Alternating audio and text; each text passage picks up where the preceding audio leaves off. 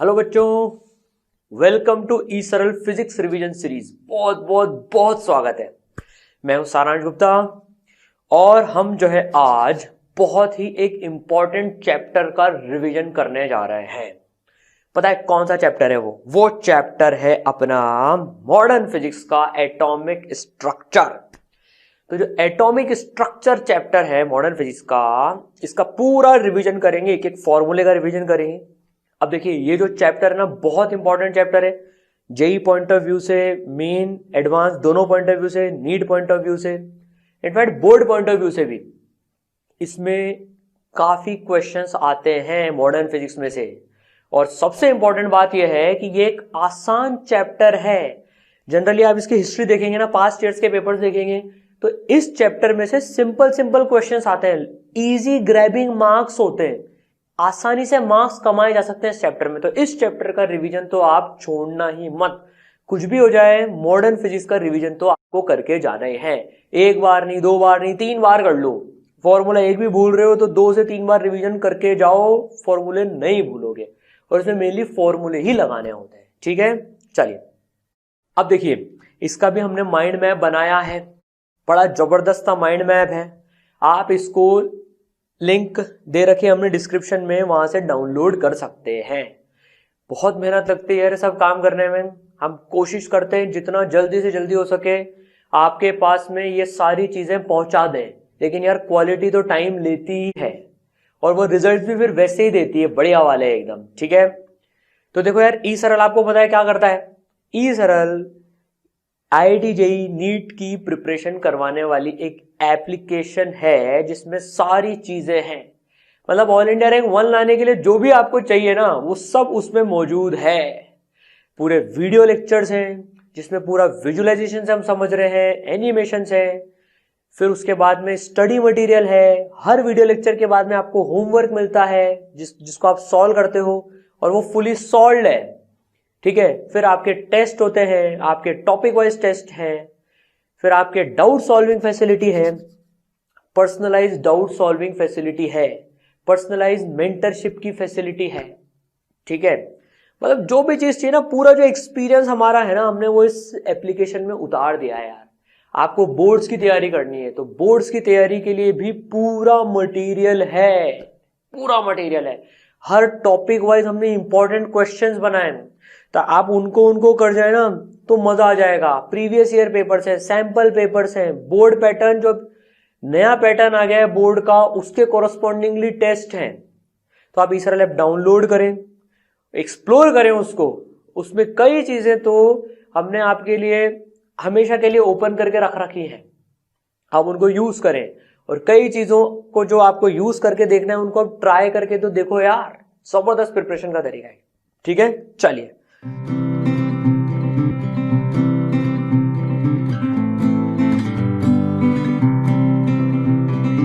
Start करते हैं modern physics का रिवीजन। सबसे पहले हम देखते हैं रदरफोर्ड मॉडल से स्टार्ट करते हैं। देखो तो रदरफोर्ड मॉडल, रदरफोर्ड साहब ने क्या बताया था वो देखते हैं जरा। तो रदरफोर्ड साहब ने गोल्ड फॉइल के साथ एक्सपेरिमेंट करा था। तो उन्होंने क्या करा था, अल्फा पार्टिकल्स भेजे थे बहुत सारे गोल्ड फॉइल रखकर।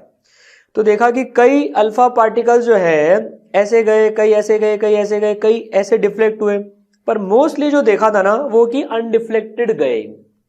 ठीक है, देखो मोस्टली अनडिफ्लेक्टेड गए, कुछ ही डिफ्लेक्ट हुए। ठीक है, तो इस मॉडल से कई डिडक्शंस निकाले थे रदरफोर्ड साहब ने। क्या डिडक्शन निकाले थे भाई? ये डिडक्शंस निकाले थे रदरफोर्ड गोल्ड फॉइल एक्सपेरिमेंट से। ये डिडक्शंस निकले थे कि most of the alpha particles, nearly 99.9% went straight without suffering any deflection. तो 99.9% तो सीधे के सीधे निकल गए। ठीक है, तो इससे क्या निकाला? अच्छा, दूसरा observation, few of them got deflected, कुछ ही डिफ्लेक्ट हुए। तो इससे क्या निष्कर्ष निकाला? It was concluded that whole of the positive charge is concentrated and the space occupied by this positive charge is very small in the atom. कि सारा जो पॉजिटिव चार्ज है ना वो एक जगह कंसंट्रेटेड है, वो एक जगह कंसंट्रेटेड है।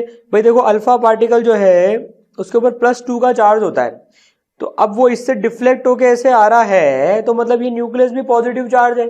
तो पॉजिटिव चार्ज जो है न्यूक्लियस में बैठा हुआ है और वो न्यूक्लियस जो है एटम की बहुत छोटी जगह लेके रखता है। ये इस एक्सपेरिमेंट से डिड्यूस कर लिया गया था, क्योंकि यार मोस्टली एटम खाली था तो मोस्टली अल्फा पार्टिकल्स तो सीधे निकल गए अनडिफ्लेक्टेड, कुछ थोड़े बहुत डिफ्लेक्ट हुए, तो इससे ये कंक्लूजन निकाला। समझ गए? ये रदरफोर्ड साहब के मॉडल से ये मेजर डिस्कवरी, मेजर कंक्लूजन ये चीज थी कि कॉम्पैक्ट है और उसके अंदर में पॉजिटिव चार्ज भरा हुआ है। ठीक है, चलिए भाई, बहुत अच्छी बात। अब देखिए, एक जो इसमें क्वेश्चन कई बार आ जाता है कि जैसे ये है वर्क एनर्जी का क्वेश्चन, जैसे भाई ये एक अल्फा पार्टिकल है, ठीक है ना, इसको हमने कुछ काइनेटिक एनर्जी से इन्फिनिट दूरी से भेजा, कुछ काइनेटिक एनर्जी से फेंका। अब ये न्यूक्लियस है, इसके ऊपर इसका एटॉमिक नंबर Z है, मतलब इसके अंदर में Z प्रोटॉन्स हैं, Z पॉजिटिव चार्ज है, तो इसका चार्ज हो गया Ze, पॉजिटिव Ze चार्ज हो गया इस न्यूक्लियस का। इसको भेजेंगे, इसको फेंकेंगे फेंकेंगे फेंकेंगे तो ये रिपल्शन से एक जगह रुक के वापस लौट जाएगा। तो जो मिनिमम डिस्टेंस है R0, इस मिनिमम डिस्टेंस को अगर R0 बोले, distance of closest approach from centre of the nucleus, तो जब वर्क एनर्जी लगा के सॉल्व करेंगे, पहले अल्फा पार्टिकल यहां पर था, इन्फिनिट दूरी पे था, वहां पर काइनेटिक एनर्जी से भेजा, तो वर्क एनर्जी लगाएंगे तो जो R0 आ जाएगा, ये आ जाता है 2k Ze² by kinetic energy. ये k, ये वो वाला k, इलेक्ट्रोस्टेट वाला k, 9 × 10⁹, 2k Ze² by kinetic energy. Solve कर लेंगे, सिंपल सी एक इक्वेशन लिखेंगे, आ जाएगा ये। तो डिस्टेंस ऑफ क्लोजेस्ट अप्रोच पूछ लेते हैं। ठीक है, चलिए, तो रदरफोर्ड साहब का रिवीजन हमने पूरा कर लिया। अब जो सबसे इंपॉर्टेंट जो चीज आती है ना इसमें, वो पता है क्या आती है? वो आती है बोर मॉडल। बोर मॉडल से ही सबसे ज्यादा एटॉमिक स्ट्रक्चर में सवाल पूछे जाते हैं, बोर मॉडल से। ठीक है, तो अब बोर साहब के मॉडल में जो बोर साहब के कई पोस्टुलेट्स थे, जिसके बेसिस पे उनकी पूरी थ्योरी बेस थी। Path of electron is circular, तो भैया एक न्यूक्लियस होता है, ठीक है। अच्छा, बोर मॉडल सिंगल इलेक्ट्रॉन के लिए लगता है, सिंगल इलेक्ट्रॉन के लिए जिसमें एक इलेक्ट्रॉन ही हो। तो इन्होंने बोला कि भैया इलेक्ट्रॉन का पाथ जो है ना सर्कुलर होता है, वो सर्कल में घूमता है। चलो भाई, बहुत अच्छी बात। दूसरी बात उन्होंने क्या बताई important, the orbit in which electron can revolve are known as stationary orbits because in this orbit energy of electron is always constant.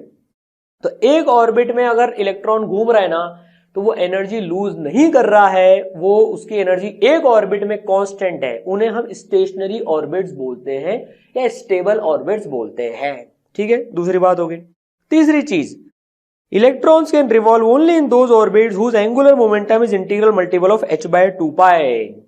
तो जो एक जो इंपॉर्टेंट बात थी कि भैया एंगुलर मोमेंटम जो है वो mvr है, एंगुलर मोमेंटम r रेडियस के सर्कल में घूम रहा है, v स्पीड से घूम रहा है, तो mvr जो है एंगुलर मोमेंटम हो जाएगा, that is integral multiple of h/2π। तो mvr is equal to nh/2π।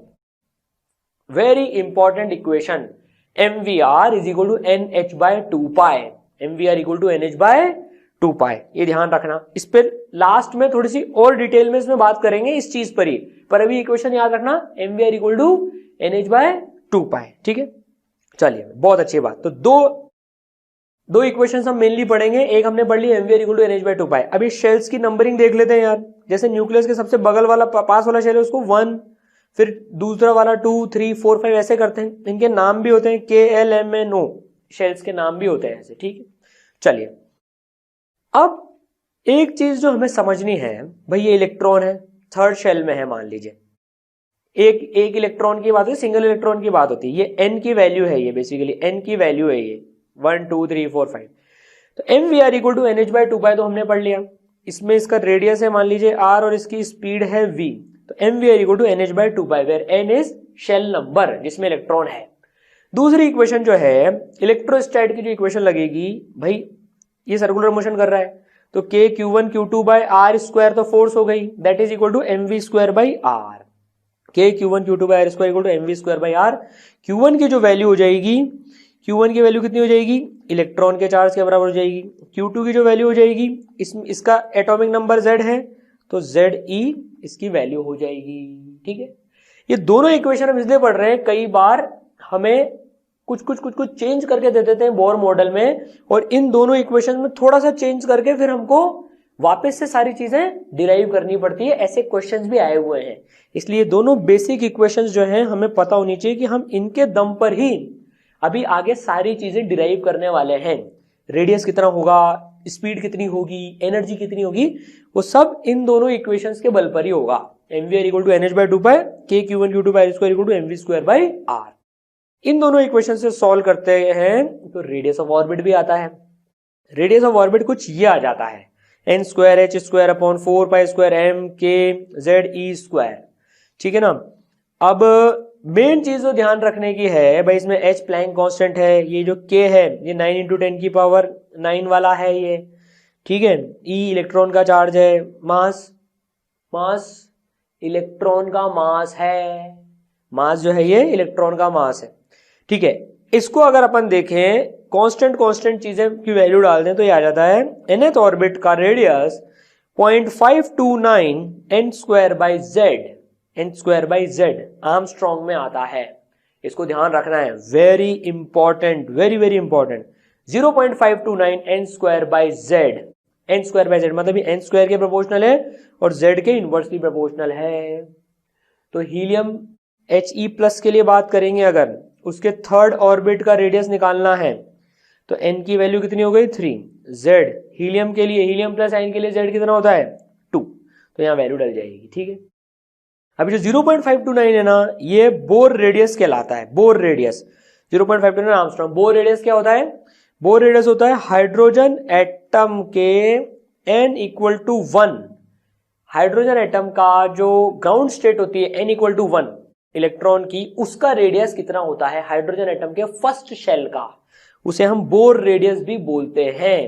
तो इसको ऐसे भी याद रख सकते हैं हम कि this is equal to a naught n square by z. तो कई बार क्वेश्चन ऐसे दे देते हैं कि अगर ए नॉट इतना है, अगर ए नॉट 0.529 होता है, लेकिन आपको आपकी नॉलेज चेक करने के लिए ऐसे क्वेश्चन भी दे सकते हैं कि यार अगर ए नॉट की वैल्यू मान लो 2 है तो बताओ हीलियम के थर्ड शेल का रेडियस कितना होगा, तो उसमें 0.529 के बदले आपको 2 डालना है। फिर समझ गए, तो सिंपल सी बात है भाई, n इक्वल टू 1 डालेंगे, z इक्वल टू 1 डालेंगे तो हाइड्रोजन एटम के n इक्वल टू 1 का आ जाएगा a नॉट 0.529। उसके टर्म्स में हमने फॉर्मूला समझ लिया n square by z into A not, ठीक है। चलिए बहुत बढ़िया, रेडियस तो समझ लिया, याद रखना है फॉर्मूला ये। अच्छा, इसमें ना एक चीज और आ जाती है कि भाई रेशियो बताओ आप कि हीलियम प्लस आयन के थर्ड ऑर्बिट का रेडियस का रेशियो लिथियम प्लस 2 आयन के फोर्थ ऑर्बिट से बताओ क्या रेशियो होगा इनके रेडियस का। तो वैल्यू डाल देना, आंसर आ जाएगा, ठीक है।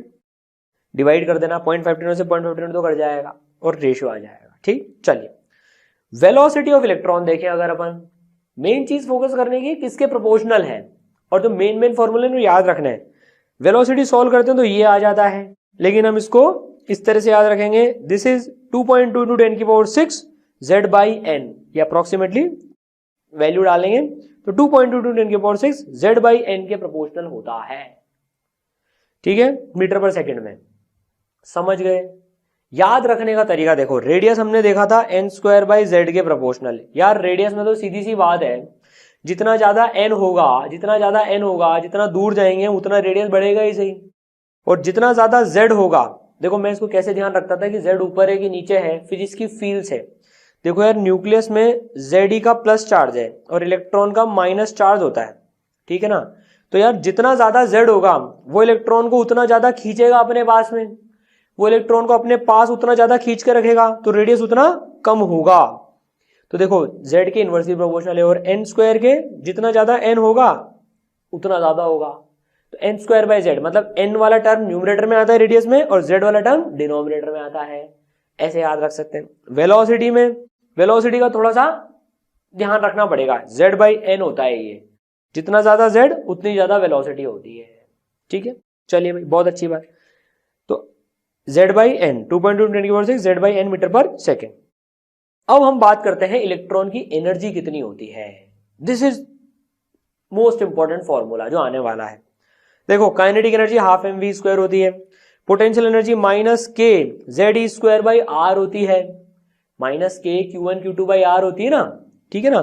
तो एक का चार्ज तो है Ze और इलेक्ट्रॉन का चार्ज है E डिवाइड बाई R। अब टोटल एनर्जी जो होती है वो इन दोनों का सम होती है, काइनेटिक और पोटेंशियल। भाई इलेक्ट्रॉन घूम रहा है तो काइनेटिक है और इलेक्ट्रोस्टैटिक के चक्कर में पोटेंशियल एनर्जी भी है। टोटल एनर्जी इन दोनों का सम होगी। जब इनको सॉल्व करेंगे और के Q1 Q2 by r square, भाई k z e by r square is equal to m v square by r लगाएंगे तो एक बड़ा इंटरेस्टिंग सा रिजल्ट आएगा कि total energy equal to minus of kinetic energy equal to potential energy by 2। तो kinetic energy equal to minus kinetic energy equal to potential energy by 2। ठीक है, ये भी ध्यान रखना। कई बार पोटेंशियल एनर्जी दे देते हैं, टोटल पूछ लेते हैं और काइनेटिक भी पूछ लेते हैं, तो ये भी आपको ध्यान रखना है। ओके, नाउ अब इनको सॉल्व करें, सब चीजों को सॉल्व करें तो एनर्जी की ये वैल्यू आ जाती है। ठीक है, इसको हम r H C Z square by N square भी लिखते हैं। जहां पर ये नया टर्म आया है आर, भाई एच तो प्लैंक कांस्टेंट हो गया, सी स्पीड ऑफ लाइट हो गई, आर होता है रिडबर्ग कांस्टेंट। आर होता है रिडबर्ग कांस्टेंट जिसकी वैल्यू होती है 1097331 मीटर माइनस 1। ये याद मत रखना, इस तरह से याद रखना 1.1 इंटू 10 की पावर 7, 1.1 इंटू 10 की पावर 7 इसका यूनिट होता है पर मीटर। ठीक है, तो R H C Z square by N square, तो energy is proportional to Z square by N square. तो देखिए energy Z square by N square ये प्रोपोर्शनल आ रही है, मतलब जेड स्क्वायर के प्रोपोर्शनल और एन स्क्वायर के इनवर्सली प्रोपोर्शनल आ रही है इलेक्ट्रॉन की एनर्जी। अब सर इनकी वैल्यू डालें, इनकी वैल्यू डालें तो एनर्जी जो आ जाती है वो आ जाती है -13.6 into Z square by N square electron volt में। इलेक्ट्रॉन वोल्ट में आती है एनर्जी ये, और एक इलेक्ट्रॉन वोल्ट होता है 1.6 इंटू 10 की पावर -19 जूल के बराबर। तो this is very very very very very very very very important formula. -13.6 into Z square by N square, -13.6 into Z square by N square, ये याद रखना है, इसको भूल नहीं सकते हम। -13.6 into Z square by N square, minus में आ रही एनर्जी क्योंकि हम जो ये न्यूक्लियस हो गया और शेल एक एक बढ़ता जा रहा है, बढ़ता जा रहा है, बढ़ता जा रहा है, बढ़ता जा रहा है, तो n इक्वल टू इन्फिनिटी पे हम एनर्जी को जीरो ले रहे हैं। पोटेंशियल एनर्जी वहां जीरो है, काइनेटिक एनर्जी वहां जीरो है। तो जब यहां तक आता रहता है वो, जैसे जैसे इसके पास आएगा तो एनर्जी कम होती जा रही है बेसिकली, और स्टेबल होता जा रहा है, जैसे नीचे आ रहा है तो एनर्जी कम होती जा रही है, इसलिए एनर्जी नेगेटिव में आ रही है। ठीक है, क्योंकि हमने रेफरेंस पॉइंट इन्फिनिटी पे जीरो लिया है। ठीक है, पोटेंशियल एनर्जी का जीरो लिया था, काइनेटिक एनर्जी तो जीरो होती है, इसलिए टोटल एनर्जी भी जीरो आ गई। समझ में आई बात? तो -13.6 into Z square by N square, remember it. ठीक है, ठीक है, चलिए इस पे अब कुछ न्यूमेरिकल वैल्यूज भी देख लेते हैं। Calculate the energy of first second Bohr's orbit of hydrogen. ठीक है भैया, तो फर्स्ट सेकंड ऑर्बिट के निकालनी है हमको, तो भाई -13.6 z square by N square electron volt में आती है। एनर्जी ऑफ फर्स्ट ऑर्बिट, तो z equal to 1, n equal to 1 भाई हाइड्रोजन के लिए z1 होता है, n1 होता है, तो आ गई ये -13.6 इलेक्ट्रॉन वोल्ट आ गई है। तो देखो n इक्वल टू 1 जिसे हम ग्राउंड स्टेट बोलते हैं वो आ गई -13.6 इलेक्ट्रॉन वोल्ट, तो इसकी एनर्जी हो गई -13.6 electron volt. n equal to 2 की निकालें सेकेंड ऑर्बिट की, तो ये 1/4 हो जाएगी, z1 n2 तो 1/4 हो गई, तो 1/4 से सॉल्व करेंगे इसको तो ये -3.4 आ जाएगी। तो भाई n इक्वल टू 2 इसे फर्स्ट एक्साइटेड स्टेट भी बोलते हैं, तो ये आ गई -3.4 इलेक्ट्रॉन वोल्ट, क्योंकि भाई इलेक्ट्रॉन तो यहाँ होता है फर्स्ट n इक्वल टू 1 में, उसको एक्साइट करते हैं एनर्जी देकर तो वो ऊपर कूद जाता है, ये कंसेप्ट समझेंगे अपन अभी, इसलिए इसको फर्स्ट एक्साइटेड स्टेट बोलते हैं, ग्राउंड स्टेट के जस्ट ऊपर वाली ये फर्स्ट एक्साइटेड स्टेट। और n equal to 3 n equal to 4 की भी देखें अपन, तो देखो n equal to 3 second excited state, उसकी एनर्जी इतनी आ जाएगी इसी फॉर्मूले से, n equal to 3 z equal to 1 डालने से। 4 की देखें तो इतनी एनर्जी आ जाएगी।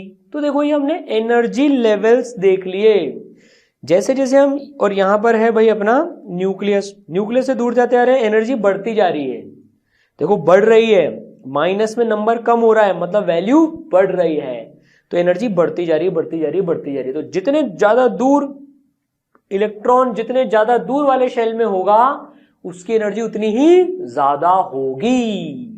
समझ गए? ठीक है, चलो वेरी गुड। अब एक चीज और देखते हैं भाई अपन, ये तो हमने समझ लिया। अच्छा, कोई इसमें हमसे पूछ रहा था हीलियम प्लस के n इक्वल टू 2 की एनर्जी निकालो, तो यार Z इक्वल टू भी 2 हो जाती और n इक्वल टू भी 2 हो जाता इस फॉर्मूले में। कोई बोलता है हीलियम के ग्राउंड स्टेट की निकालो, तो n इक्वल टू 1 हो जाता और Z इक्वल टू 2 हो जाती। ठीक है, वो तो कर लेंगे हम। चलिए अब जरा ये एक्साइटेशन वाला प्रोसेस देखते हैं। देखो ये जो है ना भाई, कोई फोटोन आके टकराता है एटम से, जैसे एटम बना लिया हमने, मान लो ये एटम घर जैसा है और ये इलेक्ट्रॉन है भाई साहब।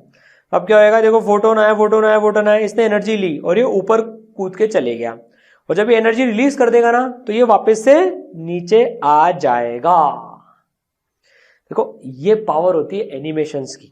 देखो इसने एनर्जी ली थी तो ये ऊपर कूद गया, इसने एनर्जी रिलीज करी तो ये वापस नीचे आ गया, ऐसा ही होता है। ठीक है, यही तो पावर है यार एनिमेशंस की।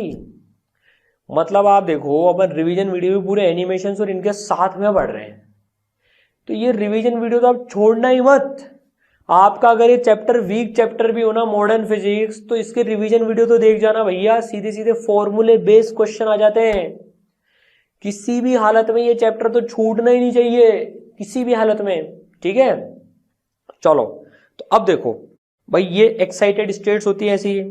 अब energy is absorbed when electron jumps from inner to outer orbit and is emitted when electron move from outer to inner orbit. तो यार ये कहना चाह रहा है, ये तो हमने हाइड्रोजन के लिए लिखी है एनर्जी लेवल से, ये यार इलेक्ट्रॉन जब नीचे से ऊपर कूदता है तो उसको एनर्जी चाहिए होती है, वो एनर्जी एब्सॉर्ब करने के बाद ही ऊपर जाएगा।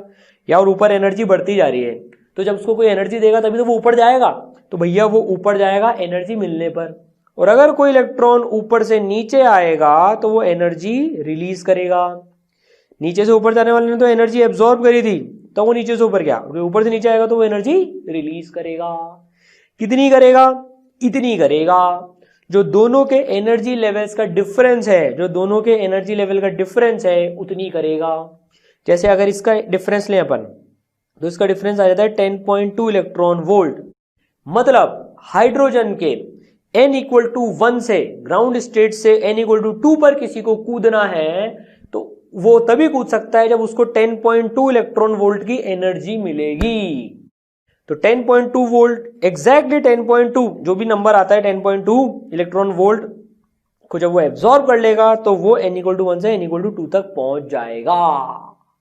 और जब वो n इक्वल टू 2 से n इक्वल टू 1 पे कूदेगा तो 10.2 इलेक्ट्रॉन वोल्ट का फोटोन रिलीज करेगा। समझ में आई बात? तो ऊपर जाने में एनर्जी चाहिए होती है, ऊपर से नीचे आने में एनर्जी रिलीज होती है। ठीक है, दोनों का डिफरेंस होता है वो, दोनों के एनर्जी स्टेट का। ठीक है, समझ गए सर? अच्छे से समझ गए। चलिए, नाउ द एमिशन और absorption of energy in the form of photon can only occur when electron jumps from one stationary state to other state. भैया तो ये तभी कूद सकता है, मान लो जैसे फोटोन्स आ रहे हैं इनके पास में, इलेक्ट्रॉन यहां बैठा हुआ है, इलेक्ट्रॉन यहां बैठा हुआ है मान लो, तो भैया जब वो एक एनर्जी स्टेट से दूसरी एनर्जी स्टेट पे कूदेगा ना, तो देखो 10.2 में तो वो 2 से 1 जाएगा। इन दोनों का डिफरेंस देखें तो ये आ जाएगा 12 13.6 में से इसको माइनस करें तो 12.09, तो अप्रोक्सीमेटली इसको 12.1 मान लो या 12.09 बोल लो, ठीक है यार 12.1 ले लो इसको, कोई बात नहीं, अप्रोक्सीमेटली 12.1 इलेक्ट्रॉन वोल्ट इनका डिफरेंस हो गया। तो अब देखो एक चीज समझने की जो काफी इंपॉर्टेंट है, इलेक्ट्रॉन बैठा है ग्राउंड स्टेट में, अब इसको सेकंड तक पहुंचने के लिए चाहिए 10.2 इलेक्ट्रॉन वोल्ट और 1 से 3 पे डायरेक्ट जंप मारने के लिए 12.1। तो अगर आपको लग रहा हो कि यार 10.3 का फोटोन आया तो क्या n इक्वल टू 2 पे कूद जाएगा? क्या नहीं कूदेगा। इस पे भी क्वेश्चंस आ चुके हैं, ध्यान से समझना। देखो 10.3 इलेक्ट्रॉन वोल्ट का आया तो भी 2 पे नहीं कूदेगा। सर क्यों नहीं कूदेगा? उसको तो 10.2 ही चाहिए। बोल देगा 0.1 तू रख ले और मैं तो बाकी 10.2 मेरे को दे दे। नहीं, फोटोन बोलता है भैया लेनी है तो पूरी ले, नहीं तो कुछ भी मत ले। लेनी है तो पूरी ले, नहीं तो कुछ भी मत ले। तो इलेक्ट्रॉन बोलता है नहीं भैया मेरे को तो, फोटोन भाई साहब मेरे को तो 10.2 ही चाहिए 1 से 2 पे जाने के लिए, मेरे 10.3 कुछ काम की नहीं है। तो वो इस फोटोन को जाने देता है, इसको एब्जॉर्ब नहीं होता है, ये कुछ काम का नहीं हो रहा। 10.3 का फोटोन एग्जैक्ट 10.2 का ही एब्जॉर्ब होगा। फिर उसके बाद में 12.1 का होगा जो यहां पर बैठा हुआ है ग्राउंड स्टेट में इलेक्ट्रॉन। तो समझ गए, ठीक है। तो स्टेशनरी स्टेट्स में ही कूद सकता है वो, ठीक है। चलिए वेरी गुड, समझ आ गया सर। अब देखिए, अब अपन एक्साइटेशन एनर्जी देखते हैं। बेसिकली एक्साइटेशन एनर्जी क्या होती है? Energy required to move an electron from ground state of the atom to any other state is called excitation energy of that state. तो यार जैसे n इक्वल टू 2 की जो एक्साइटेशन एनर्जी है वो 10.2 इलेक्ट्रॉन वोल्ट है। यहां से यहां जाने के लिए इलेक्ट्रॉन को 10.2 इलेक्ट्रॉन वोल्ट चाहिए, तो इसे बोलेंगे कि ये फर्स्ट एक्साइटेड स्टेट की 10.2 इलेक्ट्रॉन वोल्ट एक्साइटेशन एनर्जी है। इसकी जाने के लिए 12.1 इलेक्ट्रॉन वोल्ट है, ठीक है। समझ गए? चलिए एक्साइटेशन एनर्जी समझ में आया। एक और टर्म काम आता है, क्या आता है? Ionisation energy. कई बार बोल देते हैं आयनाइजेशन एनर्जी निकालो। क्या होता है ionisation energy? Minimum energy required to move an electron from ground state to n equal to infinity is called ionisation energy. तो यहां पर कोई इलेक्ट्रॉन बैठा हुआ है, उसको इंफिनिटी तक भेजने के लिए, मतलब उसको एटम के बाहर भेजने के लिए, एटम के बाहर भेजा मतलब n इक्वल टू इंफिनिटी पे भेजा, तो जितनी एनर्जी चाहिए वो आयनाइजेशन एनर्जी कहलाती है। जैसे हाइड्रोजन के लिए देखो, हाइड्रोजन एटम के लिए 13.6 इलेक्ट्रॉन वोल्ट है, वो 13.6 इलेक्ट्रॉन वोल्ट है आयनाइजेशन एनर्जी, क्योंकि n इक्वल टू इंफिनिटी पे E कितनी है? 0। तो कितनी एनर्जी का डिफरेंस आ रहा है? 0 और माइनस 13.6 का डिफरेंस कितना है? 13.6 का। तो यहां वाले को जब 13.6 एनर्जी मिल जाएगी तो वो एटम के बाहर छूमंतर हो जाएगा। तो इस हाइड्रोजन एटम को आयनाइज करने के लिए हमें 13.6 इलेक्ट्रॉन वोल्ट देनी पड़ेगी। सर हीलियम प्लस को कितनी देनी पड़ेगी? 54.4 इलेक्ट्रॉन वोल्ट देनी पड़ेगी। आप वो वैसे निकाल लो, minus 13.6 into Z square by N square.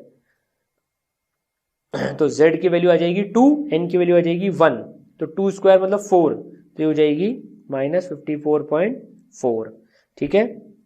इसका मतलब जो हीलियम है उसकी ग्राउंड स्टेट की है माइनस 54.4 और उसकी इंफिनिटी की है 0, तो हीलियम के लिए 54.4 एनर्जी लगेगी, आयनाइजेशन एनर्जी, ठीक है।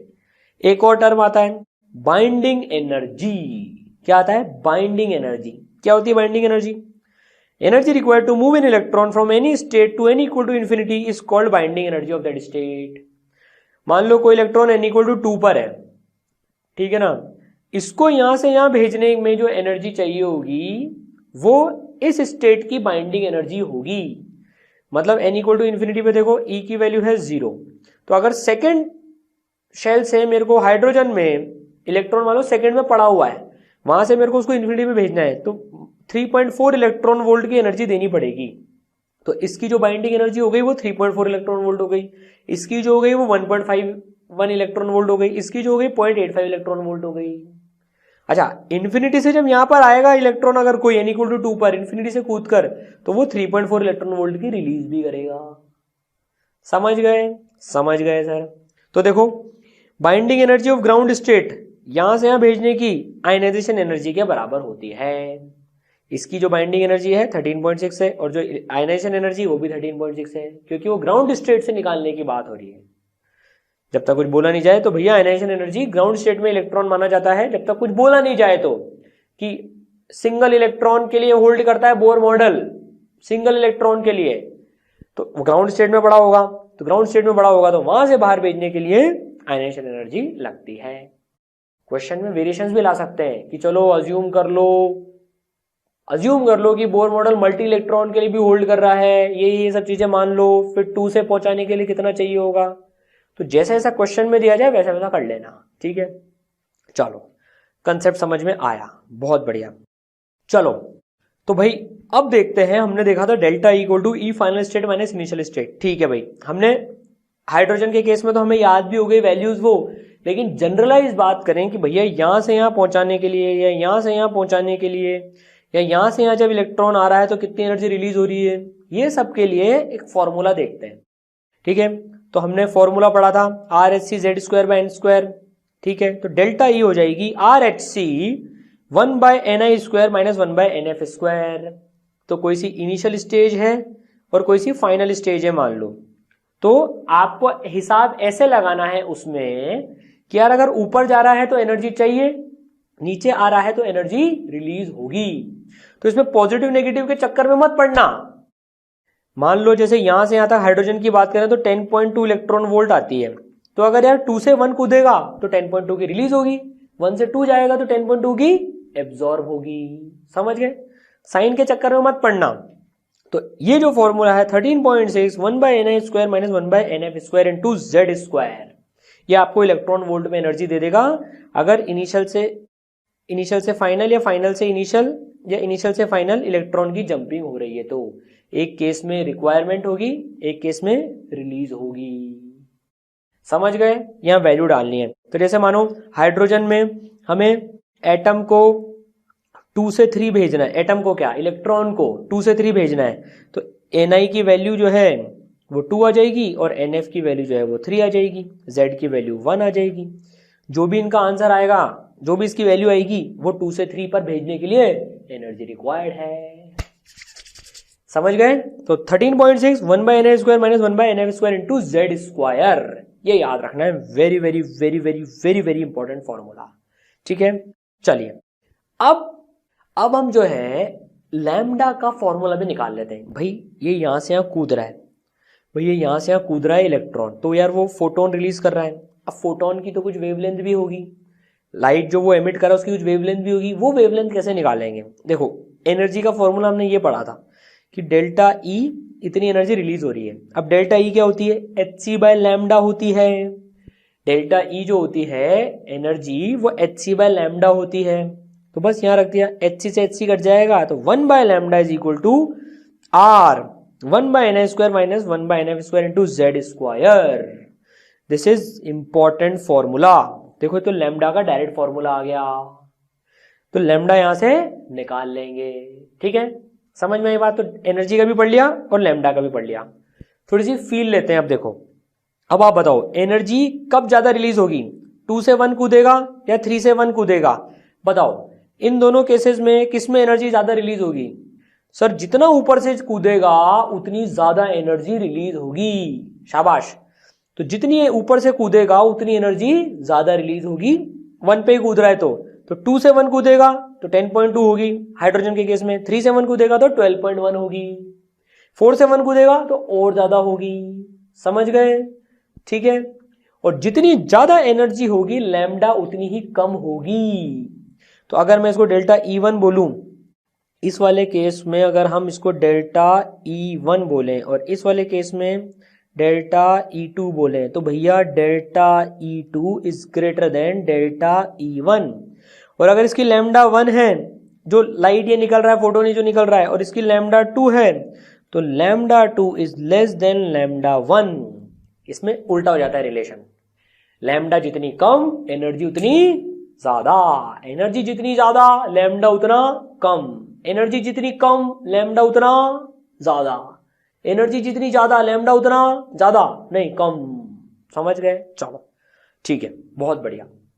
अब देखो, तो बेसिकली अब हम जो है स्पेक्ट्रम टर्म देखते हैं कि एमिशन स्पेक्ट्रम किसे कहते हैं। यार बहुत सिंपल सी बात है, ये हमने देखो एक एमिशन स्पेक्ट्रम बनाया है। बेसिकली क्या है, मान लो जैसे इलेक्ट्रॉन जो है, अब एटम्स का बहुत सारे सेट है। मान लो एक गैस दे रखी है आपको, है ना, हाइड्रोजन गैस दे रखी है, उसमें बहुत सारे एटम्स है और उनको एक्साइट कर दिया गया है। एटम्स को एक्साइट कर दिया गया है।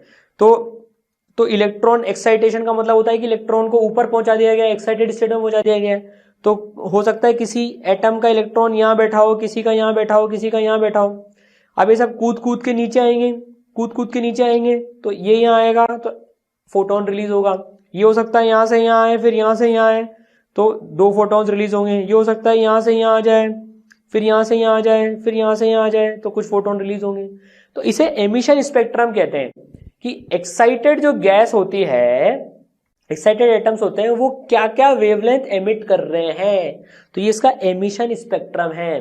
तो हाइड्रोजन की बात करें तो जैसे देखो, ये एनर्जी मान लो अगर E1 है, ये एनर्जी E2 है, इसकी एनर्जी E3 है, इसकी एनर्जी मान लो ये भी वो E2 की हो गई। ठीक है, तो हमको E1, E2, E3 इन सब की स्पेक्ट्रम में लाइंस मिलेंगी, ये वाली, इन सब के कॉरस्पॉन्डिंगली। समझ गए? जैसे ये E1 की वैल्यू 10.2 इलेक्ट्रॉन वोल्ट है, तो 10.2 इलेक्ट्रॉन वोल्ट मतलब हो गया 1240, ये नंबर होता है, डिवाइड बाय 10.2, 10 ही मान लें तो लगभग 120 नैनोमीटर वेवलेंथ की एक लाइन मिलेगी हमको। ठीक है, वो अल्ट्रावायलेट रेंज में होगी। ठीक है, समझ गए? बिल्कुल समझ गए सर। एमिशन स्पेक्ट्रम समझ में आया? आया सर। अब जैसे हमने टर्म समझा ना एमिशन स्पेक्ट्रम, वैसे एक और होता है एब्जॉर्प्शन स्पेक्ट्रम। ठीक है, तो जैसे मानो यहां पर गैस का क्लाउड है और हमने लाइट सोर्स भेजी, मान लो इसमें हाइड्रोजन एटम की गैस है, मान लो ये, ठीक है ना। हमने बहुत सारी वेवलेंथ की लाइट भेजी, अब काफी सारी तो कुछ काम की नहीं है इसके। भाई हाइड्रोजन में हम देखते हैं कि यहां से यहां कूदने के लिए उसको मान लो 10.2 इलेक्ट्रॉन वोल्ट चाहिए 1 से 2 पे कूदने के लिए, तो इसके कोरस्पॉन्डिंगली लाइट काम की है। बाकी 10.1 की, 10.3 की, 9.1 की, 9.2 की, 0 से लेके 10.2 से पहले तक की तो कुछ काम की नहीं है। वो तो उससे तो कूद ही नहीं सकते इलेक्ट्रॉन यहां से यहां, तो देखो वो तो हमें पूरी की पूरी वापस मिल जाएगी। एक जो मिस हो रही है ना इसमें से, मान लो हमने यहां से 0 से लेकर 10.3 तक की भेज दी, 10.3 तक की भेज दी, कलर पे मत जाना, समझने का तरीका है। 0 से लेकर 10.3 इलेक्ट्रॉन वोल्ट की सारी लाइटें भेज दी हमने यहां से यहां तक, यहां से यहां तक, यहां से यहां तक, यहां से यहां तक, यहां मतलब सब यहां से भेज दी पूरी है, सारी रेंज है इसमें। बताओ एटम्स के कौन से काम की होगी? एटम के जो एटम्स बैठे हुए हैं सारे ग्राउंड स्टेट पे बैठे हुए हैं, ये सारे एटम्स जो हैं ग्राउंड स्टेट पे बैठे हुए हैं यहाँ पर ये, तो एटम को कौन सी वाली एब्जॉर्ब कर लेंगे इलेक्ट्रॉन्स, कौन कौन से एब्जॉर्ब करेंगे? सिर्फ 10.2 की एब्जॉर्ब करेंगे। तो देखो हमें 10.2 की लाइट यहां पर नहीं मिली, मिसिंग हो गई यहां पर, क्योंकि यार वो तो उन्होंने एब्जॉर्ब कर ली ना। बहुत सारे लोग गए जीरो एनर्जी वाले, 0.1, 0.2, 0.3, 1, 1.1, 1.2 ऐसे लेकर हजारों लोग, लाखों लोग गए, लेकिन 10.2 वालों को यहां पर पकड़ के रख लिया। तो यहां पर कितने कौन कौन से पहुंचेंगे? 0 से 10.3 वाले सारे पहुंच जाएंगे सिवाय 10.2 के। तो एब्जॉर्प्शन स्पेक्ट्रम में से 10.2 की मिसिंग होगी। तो ऐसे सवाल भी पूछे जाते हैं कि एब्जॉर्प्शन स्पेक्ट्रम में से कौन सी लाइन मिस हो रही होगी, बता देना फिर। अब जैसे मानो यहां से यहां पर चाहिए 12.1 की चाहिए, सपोज करना 12.1 की चाहिए, तो अगर हमने 0 से लेकर मान लो 12.2 तक की भेजी होती, 0 से लेकर 12.2 तक की भेजी होती, तो कौन कौन मिसिंग मिलते हमको? 2 मिसिंग मिलते इसमें हमको, 2 मिसिंग मिलते। कौन कौन से? एक तो 10.2 की मिसिंग मिलती, और एक जो हमको मिसिंग मिलती ना, एक जो हमको मिसिंग मिलती वो मिलती, एक जो मिसिंग मिलती वो 12.1 की भी मिलती, 12.1 इलेक्ट्रॉन वोल्ट के कोरस्पॉन्डिंगली। ठीक है, समझ गया कंसेप्ट? समझ में आ गई सर बात? चलो वेरी गुड। अब जरा हम हाइड्रोजन का लाइन स्पेक्ट्रम देखते हैं। अब इनके क्या कुछ नाम होते हैं, देखो भाई, एक्साइटेड गैस है हमारे पास में हाइड्रोजन एटम्स की, मानो हाइड्रोजन एटम्स की गैस है, एक्साइटेड है वो, मतलब कोई इलेक्ट्रॉन n = 2 पर है, कोई 3 पर है, कोई 1 पर है, कोई 4 पर है, कोई 5 पर है, और वो सब हम नीचे छलांगे मार रहे हैं अपने अपने एटम में वापस। पहले तो उन्होंने एनर्जी अब्सॉर्ब कर ली, तो सब कूद के ऊपर ऊपर ऊपर ऊपर चले गए, अब वो वापस नीचे आ रहे हैं। तो देखो जो लाइन स्पेक्ट्रम मिलता है ना, अब ये समझना इंपॉर्टेंट डायग्राम है ये। तो जैसे जो भी ऊपर से n = 1 पे के शेल में कूदेगा, फोकस रखना, देखो जो भी ऊपर से n = 1 शेल में कूद के जो एनर्जी रिलीज करेगा, उस सीरीज को हम लाइमन सीरीज बोलते हैं। लाइमन सीरीज कि भैया n = 1 पे जो भी कूदेगा, कहीं से भी कूदे, और जो भी लाइट वो एमिट करेगा वो लाइमन सीरीज के कैटेगरी में आएगी, वो लाइमन सीरीज में आएगी। ठीक है, इसी तरह से जो n = 2 पे कूदेगा, चाहे 3 से कूदे, चाहे 4 से कूदे, चाहे 5 से कूदे, 6 से कूदे, 7 से कूदे, उसे बामर सीरीज बोलेंगे। उस वाली लाइट को बामर सीरीज में रखेंगे। बेसिकली ग्रुप्स बना दिए, ग्रुप्स बन गए ये। तो लाइमन सीरीज वाला ग्रुप कौन सा है भाई? जो भी 1 तक कूद रहे हैं वो सब लाइमन सीरीज ग्रुप में आ जाओ, जो भी 2 तक कूद रहे हैं वो बामर सीरीज में आ जाओ, जो भी 3 तक कूद रहे हैं वो पास्टन सीरीज में आ जाओ। तो देखो बामर सीरीज वाले ये सारी लाइनें हो गई, पास्टन सीरीज वाली ये सारी लाइनें होगी जो n = 3 तक कूद रहे हैं, फिर ब्रैकेट सीरीज हो गई जो 4 तक कूद रहे हैं, फिर पी फंड सीरीज हो गई जो 5 तक कूद रहे हैं। ठीक है, तो ये नाम भी हमको ध्यान रखने हैं, Lyman, Balmer, Paschen, Brackett, Pfund, Lyman Balmer में इसका तरीका बताऊंगा याद रखने का। Lyman Balmer Paschen Brackett Pfund, concept समझ में आया? तो देखो लाइमन की 2 से 1, 3 से 1, 4 से 1, 5 से 1, 6 से 1, 7 से 1।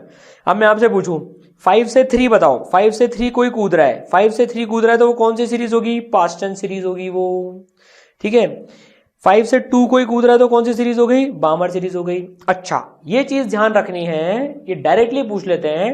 लाइमन सीरीज में अल्ट्रावायलेट रीजन की रेज होती हैं। लाइमन सीरीज में जब आप कैलकुलेट करोगे ना तो अल्ट्रावायलेट रीजन की रेज निकलेंगी। बामर सीरीज में विजिबल रीजन की रेज निकलती है। तो कई बार ऐसे ही पूछ लेते हैं यार जब एटम्स कूद के आए ना तो हमें जो सीरीज मिली उसमें विजिबल लाइट भी थी, मतलब बामर सीरीज की बात हो रही है। तो ध्यान रखना लाइमन सीरीज, और ये नाम सिर्फ हाइड्रोजन के लिए होते हैं ये वाले। तो Lyman series ultraviolet region, Balmer series visible region. देखो एनर्जी कम होती जा रही है, एनर्जी कम होती जा रही है जैसे जैसे सीरीज में ऊपर जा रहे हैं अपन, ठीक है ना। तो बामर सीरीज, फिर पास्चन सीरीज में इंफ्रारेड रीजन आ जाता है, इंफ्रारेड रीजन आ जाता है, इनमें भी इंफ्रारेड रीजन आता है, ब्रैकेट और पी फंड में भी, ठीक है। लाइमन मतलब अल्ट्रावायलेट, बामर मतलब विजिबल, पास्चन मतलब फिर इंफ्रारेड चालू हो गई, ठीक। चलिए बहुत अच्छी बात। अब ये टर्मिनोलॉजी भी कई बार यूज कर लेते हैं कि फर्स्ट लाइन को बोलेंगे अल्फा लाइन, सेकंड लाइन को बोलेंगे बीटा लाइन, थर्ड लाइन को बोलेंगे गामा लाइन। मतलब जैसे हम लाइमन सीरीज लें तो लाइमन सीरीज की फर्स्ट लाइन कहां से कहां तक आ रही है? देखो ये है लाइमन सीरीज की फर्स्ट लाइन। 2 से 1 पे जब इलेक्ट्रॉन छलांग मार रहा है तो वो फर्स्ट लाइन हो गई, तो उसे लाइमन की अल्फा लाइन भी बोल सकते हैं। बहुत ज्यादा यूज नहीं होती लेकिन कभी कभार हो जाए यूज, इसलिए हमने इसको भी रिवाइज कर लिया। बीटा सीरीज मतलब सेकेंड लाइन, सेकेंड लाइन कौन सी होगी? 3 से 1 जो कूद रहा है, 3 से 1 जो कूद रहा है वो सेकेंड लाइन हो गई, तो ये बीटा लाइन हो गई। तो लाइमन की बीटा लाइन, फिर लाइमन की गामा लाइन। बामर की अल्फा लाइन कौन सी होगी? 3 से 2 कूदने वाली बामर की अल्फा लाइन होगी वो। समझ गए? समझ गए सर। इंपॉर्टेंट चीज अब देखते हैं। अब आपको जो चीज बतानी है इसको याद कैसे रखना है वो देखते हैं। चलो पहले तो Lyman Balmer Paschen Brackett P fund कैसे देखेंगे? तो भाई इसको मैं जिस तरीके से याद रखता था, ले बालम 50 ब्रेड फंड, ले बालम 50 ब्रेड का फंड। कोई बालम है उसको हम 50 ब्रेड के लिए फंड दे रहे हैं कि 50 ब्रेड खरीद ला जा, तो ले बालम 50 ब्रेड का फंड का मिस कर देना, ले बालम 50 ब्रेड फंड। ले मतलब लाइमन बालम Balmer 50 Paschen bread Brackett fund Pfund. टेंटन याद रहेगा, ले बालम 50 ब्रेड का फंड, ठीक है। तो इसमें n = 1 तक कोई कूदे तो, 2 तक कोई कूदे तो, 3 तक कोई कूदे तो, 4 तक कोई कूदे तो, 5 तक कोई कूदे तो, ठीक है। चलिए अब जो है एनर्जी लेवल के हिसाब से आप मुझे बताना n की वैल्यू कितनी कितनी डालोगे। इसकी प्रैक्टिस बहुत जरूरी है। जैसे डेल्टा ई होती है 13.6 1/ni² - 1/nf² into z²। Hydrogen की बात कर रहे हैं, z = 1 हो गया, ठीक है। अब देखो अगर मैं आपसे बात करूं लाइमन की फर्स्ट सीरीज, लाइमन की फर्स्ट सीरीज बताओ आप जरा। लाइमन की फर्स्ट सीरीज में n इनिशियल और n फाइनल। n इनिशियल की वैल्यू क्या? 2, n फाइनल की वैल्यू क्या? 1। नेगेटिव में आएगी लेकिन आप वो समझ जाना वो पॉजिटिव आ रही है, वो एनर्जी रिलीज की बात कर रहे हैं अपन। इसको 1 और इसको 2 डाल दो, कुछ भी डाल दो, हमें तो वैल्यू से मतलब है, नेगेटिव पॉजिटिव से मतलब नहीं है। हमें पता है कि एनर्जी रिलीज हो रही है। लाइमन की सेकेंड सीरीज के लिए बताओ आप, लाइमन की सेकेंड सीरीज के लिए, सेकेंड लाइन के लिए, सॉरी लाइमन सीरीज की ये फर्स्ट लाइन हो गई और ये लाइमन सीरीज की सेकेंड लाइन हो गई। सेकेंड लाइन मतलब 3 से 1 जो कूद के आ रही है, तो n की एक की वैल्यू 1 डलेगी और एक की वैल्यू 3 डलेगी यहां पर, तो 1/1 - 1/9 एनर्जी आ जाएगी, ठीक है। अब हम बोले बामर की सेकेंड लाइन, बामर की सेकेंड लाइन, बामर मतलब 2 तक कूदेगा, सेकेंड लाइन मतलब 3 से 2 पहली होती, 4 से 2, तो एक की वैल्यू 2 जाएगी और एक की वैल्यू 4 जाएगी। समझ गए? क्लियर हो गया कंसेप्ट? अच्छे से एकदम याद रहेगी सब चीजें, क्योंकि नाम से बोलते हैं ये क्वेश्चंस में बामर की सेकेंड लाइन की एनर्जी निकालो, ठीक है। तो ले बालम 50 ब्रेड का फंड, ठीक है। चलो वेरी गुड, समझ में आ गया सर, बिल्कुल अच्छे समझ में आ गया। लैम्डा निकालनी होगी तो डेल्टा ई को HC बाय लैम्डा करके निकाल लेंगे, या डायरेक्ट 1 बाय लैम्डा का फॉर्मूला भी यूज कर सकते हैं। चलिए, अब एक क्वेश्चन जो कई बार आ जाता है इस फॉर्मेट में वो देख लेते हैं। देखो, what will be shortest and longest wavelength of absorption lines of hydrogen gas containing atoms in ground state. Shortest और लॉन्गेस्ट वेवलेंथ कितनी होगी एब्जॉर्प्शन लाइंस की, ठीक है ना। ये एमिशन लाइंस में भी आ सकता है, एब्जॉर्प्शन लाइंस में भी सेम सवाल आ सकता है, ठीक है। तो देखो, हमने लेवल्स बना लिए, लेवल बना लिए। अब देखो 1 बाय लैम्डा का फॉर्मूला होता है R Z square 1 by N1 square minus 1 by N2 square. तो अब ये सोचना है ग्राउंड स्टेट में एटम्स पड़े, ग्राउंड स्टेट में है एटम्स, मतलब बहुत सारे एटम्स हैं और सब में एक एक इलेक्ट्रॉन है, ग्राउंड स्टेट में पड़े। अब इसको बहुत सारी लाइट भेजी जा रही है, बहुत सारी लाइट भेजी जा रही है इसको। अब शॉर्टेस्ट वेवलेंथ, सबसे छोटी वेवलेंथ मतलब सबसे ज्यादा एनर्जी, तो मैंने यहां पहले लिख लिया maximum delta E. Longest wavelength का मतलब मिनिमम डेल्टा ई। तो आप बताओ मिनिमम डेल्टा ई सबसे कम एनर्जी कितनी एब्जॉर्ब करेगा। ये n इक्वल टू 1 है, 2 है, 3 है, 4 है, 5 है, एंड ऐसे ऊपर जाते जाते इनफाइनाइट है। कहीं से भी कहीं भी जा सकता है, 1 तक भी जा सकता है और इनफाइनाइट तक भी जा सकता है। सबसे कम एनर्जी किसमें चाहिए बताओ, सबसे कम एनर्जी किसमें चाहिए। 1 से 2 में चाहिए भैया, 1 से 2 में सबसे कम एनर्जी चाहिए 1 से कूदाने के लिए। 1 से 2, 1 से 3, 1 से 4, 1 से 5, हमें ग्राउंड स्टेट में गिवन है सारे, तो सब 1 पे बैठे हैं। तो सबसे कम एनर्जी बताओ 1 से 2 जाने में, और सबसे ज्यादा एनर्जी बताओ 1 से इनफाइनाइट जाने में। तो ये delta E maximum, lambda minimum, और ये चीज हो गई delta E minimum, lambda maximum. तो बस, तो shortest wavelength delta E should be maximum, तो n इक्वल टू 1 और n2 इक्वल टू इन्फिनिटी, 1 से इन्फिनिटी पे भेज दो उसको लैम्डा मिनिमम के लिए, और मैक्सिमम डेल्टा ई मिनिमम के लिए n1 इक्वल टू 1 और n2 इक्वल टू 2, जस्ट उसके ऊपर वाला। समझ गए। तो लॉन्गेस्ट और शॉर्टेस्ट में ध्यान रखना, ठीक है, एनर्जी के उल्टा काम होता है इसमें, ठीक। चलो बहुत बढ़िया, मजा आ गया, ये रिवीजन में तो मजा ही आ गया एकदम हमको।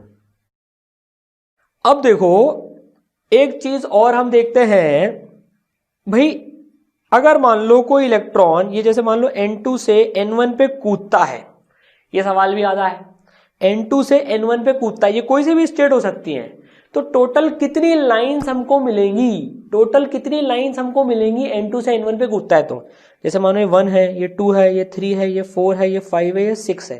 अभी मैनुअली काउंट करते हैं। देखो, एक इलेक्ट्रॉन यहां से यहां 5 से 2 भी कूद सकता है, तो 1 हो गई। एक 5 से 4 कूद सकता है, फिर वो 4 से डायरेक्टली 2 पे कूद सकता है, ठीक है। फिर एक 5 से 4, 4 से 3, 3 से 2 ऐसे कूद सकता है। और कुछ बचा क्या, चेक करो, डायरेक्ट आ गया, ऐसे 2 टुकड़ों में आ गया, 3 टुकड़ों में आ गया। तो कितनी लाइंस मिली, 1 2 3, ये चौथी, ये पांचवी और ये छठी, 6 लाइंस मिल गई टोटल मिला के। तो N2 से अगर N1 कूदता है तो टोटल लाइंस, जैसे अभी 5 से 2 कूद रहा है, तो टोटल लाइंस हमको मिल गई 6। तो फॉर्मूला क्या होता है, फॉर्मूला होता है N2 minus N1 plus 1 into N2 minus N1 by 2। Value डाल लो, 5 माइनस 2 प्लस 1 और 5 माइनस 2, तो 2 इंटू 3, सॉरी कितना हो गया ये, 4 इंटू 3 बाय 2, 6 हो गया। बेसिकली ये आ रहा है N2 माइनस N1 C2, ये आ रहा है ये N2 minus N1 plus 1 C2, sorry N2 minus N1 plus 1 C2। यार कितने एनर्जी लेवल्स हैं, 5 और 2 के बीच में कितने एनर्जी लेवल्स हैं, 4 एनर्जी लेवल है। देखो 5 4 3 2, 4 एनर्जी लेवल है। तो 5 माइनस 2 प्लस 1 कर देते हैं, क्योंकि दोनों को काउंट करना है, इंटू इसका C2, क्योंकि कोई भी 2 लेवल्स के बीच में नंबर आ सकता है, इसलिए ये इस तरह से आता है। आप तो ये फॉर्मूला याद रखें, N2 minus N1 plus 1 into N2 minus N1 divide by 2। ठीक है, समझ में आ गई सर बात, बहुत अच्छे से समझ में आ गई बात। चलिए अब जो है लास्ट चीज हम रिवाइज करते हैं कि जो हमने पढ़ा था ना MVR equal to NH by 2 pi, इसका मतलब क्या है। जैसे देखो बहुत बढ़िया कंसेप्ट है ये, बोर साहब ने जो बात बोली थी a whole number of wavelength must fit into circumference of the circle 2 pi. तो इसका सर्कल का जो 2 पाई आर होता है भाई सर्कमफेरेंस, तो 2 पाई आर में whole number of wavelength fit होनी चाहिए, तभी वो स्टेबल ऑर्बिट होगा। मतलब देखो इसमें 5 वेव्स बन रही हैं पूरी, ये एक, फिर ये एक वेव, ये दूसरी वेव, ये तीसरी, ये चौथी, ये पांचवी, तो 5 वेव बन रही है। तो ये n इक्वल टू 5 शेल है, n इक्वल टू 5 शेल होगा, 5th शेल होगा तो 5 वेव्स बनेंगी। 2 pi are equal to 5 lambda हो जाएगा इसमें। 2 पाई आर, इसका रेडियस अगर r है तो 2 pi are equal to 5 lambda हो जाएगा। तो जब पूरी वेवलेंथ बनेंगी वही स्टेबल ऑर्बिट होते हैं। Electron in nth orbit of any uni electron system can create n waves in one complete revolution. तो एक रिवोल्यूशन में वो n वेव्स बनाएगा। तो सेकेंड शेल में होगा तो कितनी वेव्स बनाएगा? 2 बनाएगा। थर्ड शेल में होगा तो 3 बनाएगा। ठीक है, समझ गए सर? बिल्कुल अच्छे से समझ गए। रिवाइज हुआ देखो ये मॉडर्न फिजिक्स का, वेरी इंपॉर्टेंट, इसको छोड़ना नहीं है। एक एक फॉर्मूला इसमें इंपॉर्टेंट है और बहुत इजी सवाल आते हैं इसमें जनरली तो। ठीक है, मस्त रिवाइज करो, ई सरल को सब्सक्राइब करो और ये वीडियो अपने दोस्तों के साथ में शेयर भी करो। All the best. और इसके माइंड मैप की लिंक आपको नीचे डिस्क्रिप्शन में मिल जाएगी। चलिए।